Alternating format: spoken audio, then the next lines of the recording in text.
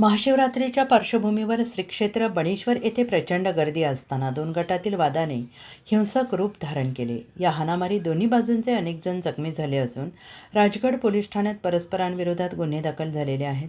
घटनेचे निमित्त 15 फेब्रुवारी रोजी रात्री सुमारे 9:45 बणेश्वर मंदिराजवळील मनोरंजन स्टॉल परिसरात घडले. विजय बापूराव सपकाळ हे लहान मुलांसाठी स्टॉल चालवत असताना फंडाच्या पैशावरून जुना राग काढण्यासाठी काहींनी वाद सुरू केला असा आरोप त्यांनी केला.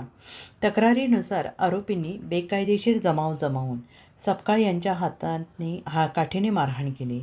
शिवीगाळ आणि धमक्या दिल्या. भांडण मिटवण्यासाठी आलेल्या नातेवाईकांना निशाणा बनवला गेला तर सपकाळ यांच्या आजीच्या हातातील काठी हिसकावून त्यांच्या पाठी आणि कमरेवर हल्ला केला. यात फिर्यादी आणि आजी जखमी झाल्या असून तसेच स्टॉलची तोडफोड करून नुकसान केले गेले.